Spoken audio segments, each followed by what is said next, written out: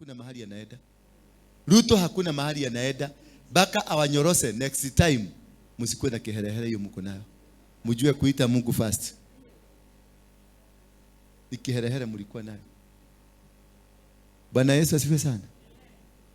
Atatakwenda tatidamo shagolile mramo shagolile kiatea arani Kenya na nini atengeneza makaratasi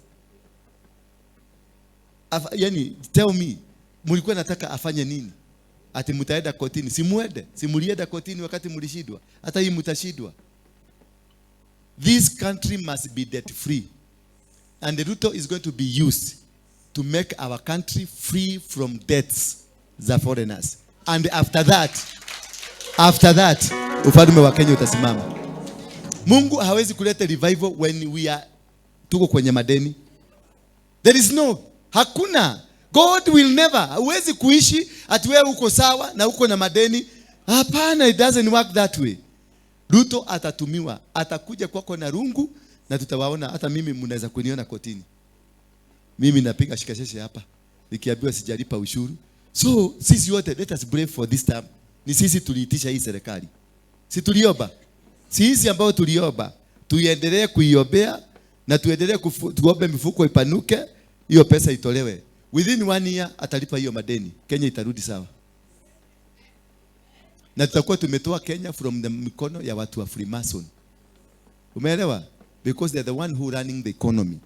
Ruto hakuletwa kwenye power na watu wa Freemason. Raila na Uhuru ndio wa Freemason. Mnanielewa?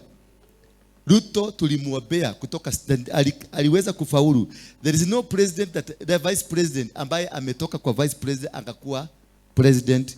He was the first.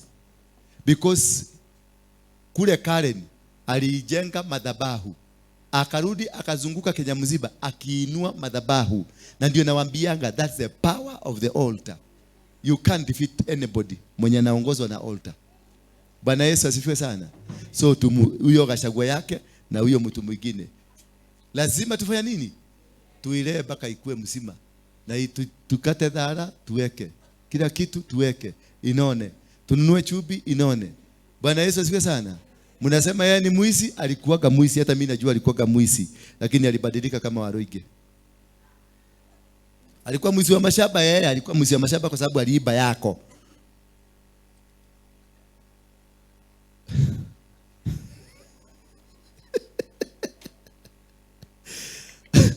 Unajua watu wanapiga kama kelele kusema Ruto alikuwa muizi na hajatukupeleka kwa shamba yao kwa aliiba hii shamba yetu. Mdomo tu ngenge miki ngenge. Wachaneni na huyo mzee afanye kazi. Amefanya miezi ngapi sasa hizi? 9 only. Na mnaanza kupiga makelele hapa. Mpatieni hata miaka 2 tuone venye atafanya.